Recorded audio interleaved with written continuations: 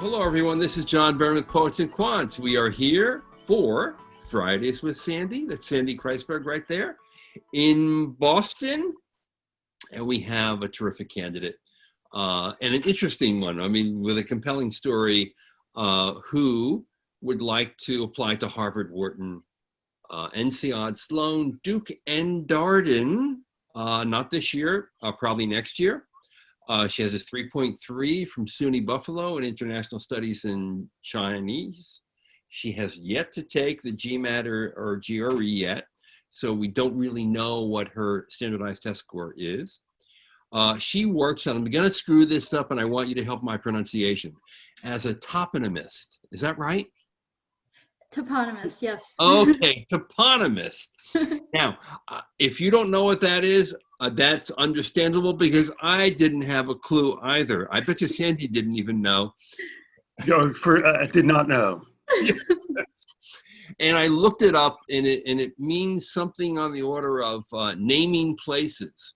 So one of the things that Michaela does is update mapping data for Google Maps for a Fortune 500 company that's not well known in the admissions field, but it does have 11 billion in revenues, 32,000 employees, and largely works for the government.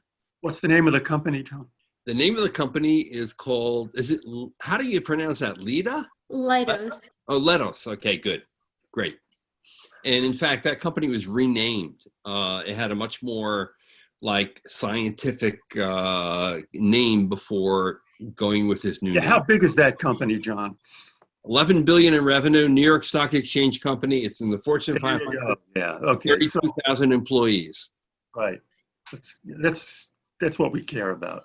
But I think the more interesting part of your resume has to do with your involvement with China.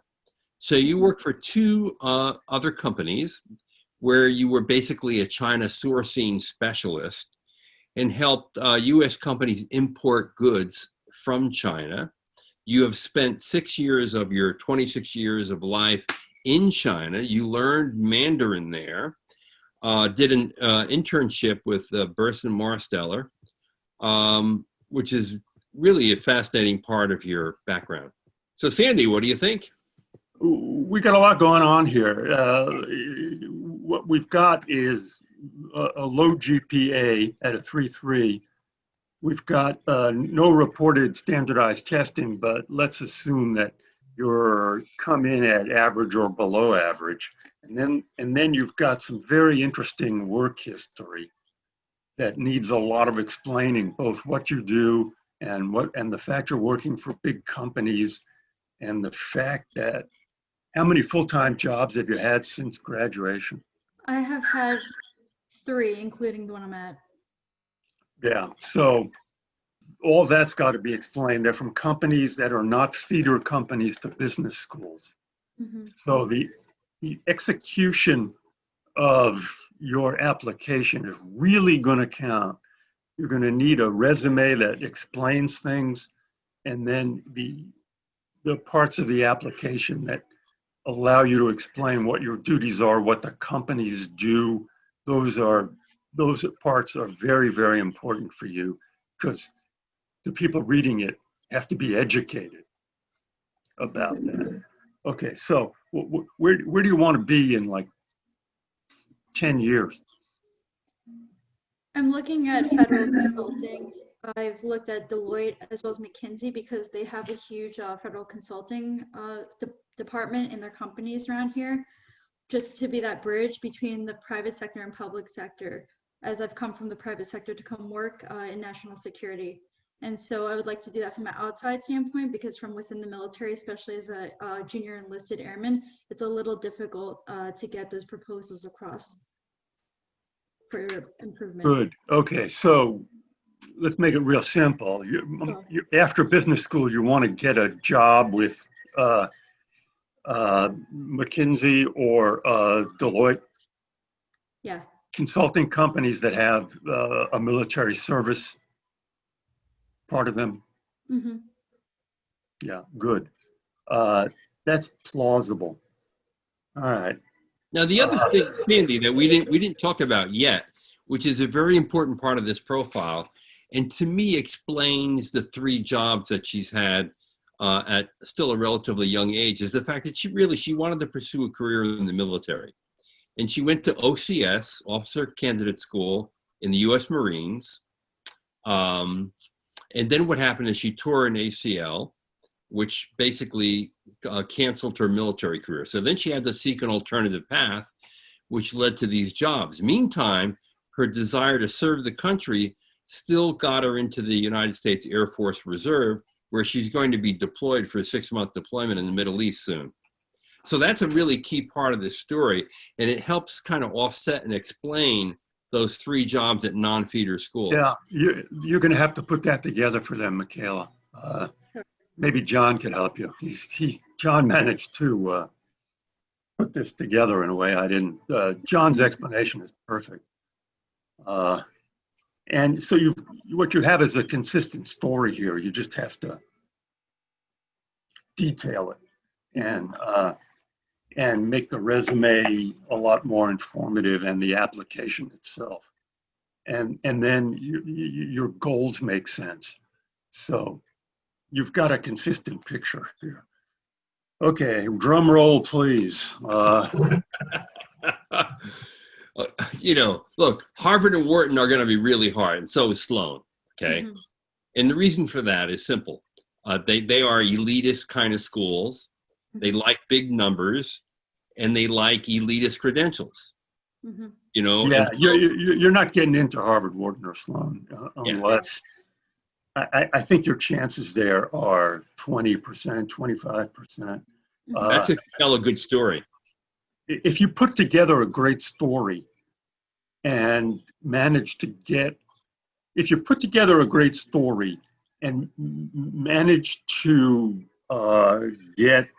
a GMAT or GRE that's the average for those schools, which is it's like a 730, mm-hmm. and you've got the goals and the application is well executed. Man, maybe, but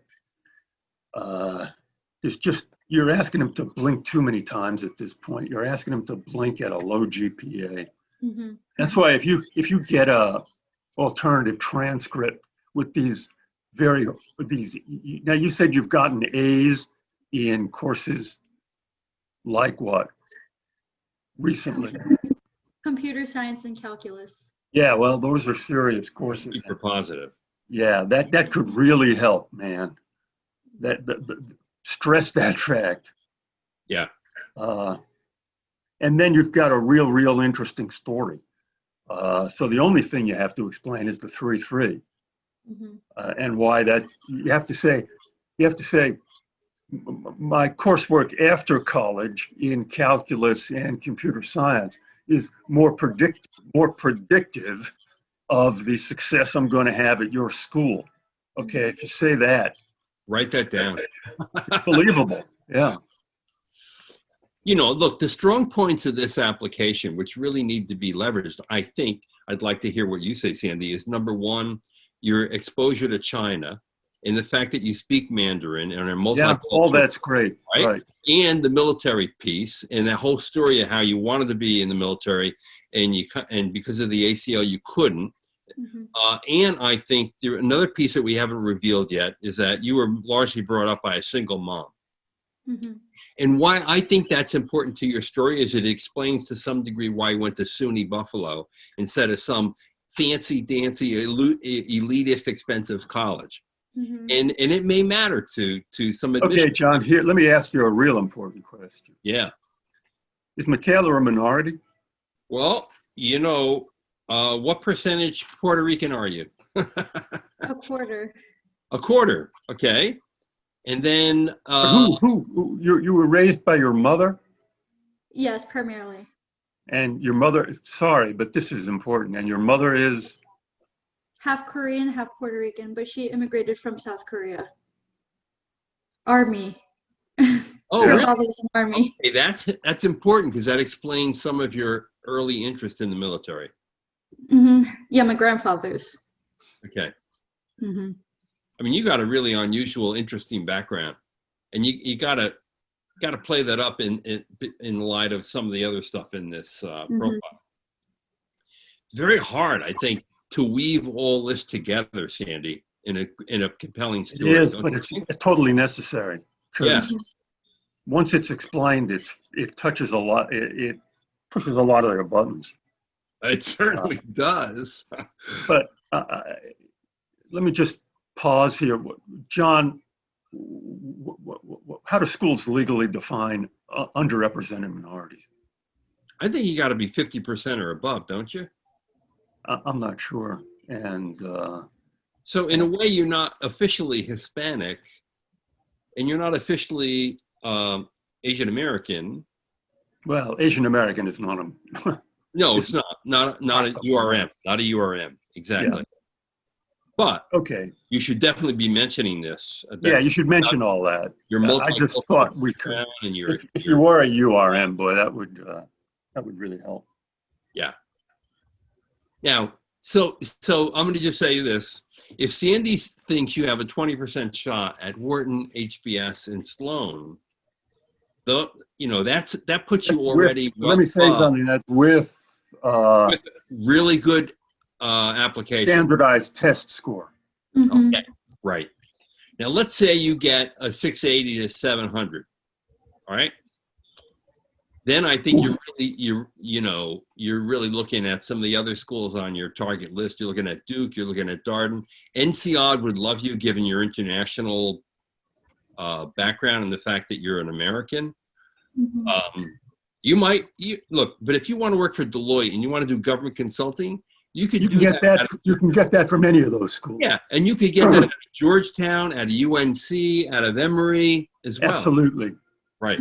Right. Good advice, John. And they would be great places for you, because the key is getting the degree that allows you to get the job you want and the career that you want.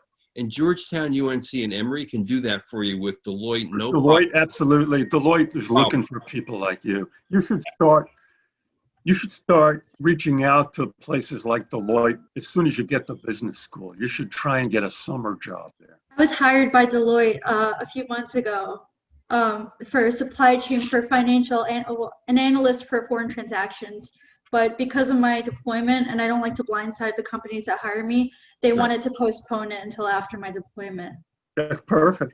That's really good. So remind them of that. Deloitte is where you belong, and it's a fit both ways. And the Chinese language skills are helpful. As to the standardized testing, let me just repeat what I always say. If you took the GRE or the GMAT, and you got like a 680, take it again, man. It goes up a second. This is tough love. Take the standardized testing 2 or 3 times. It keeps going up. Sure. And schools don't care. They just want the number. Show me the number. Right. Yeah, I mean, clearly, if you really dream of Harvard, Wharton, or Sloan, you got to get a GMAT of 700 and above.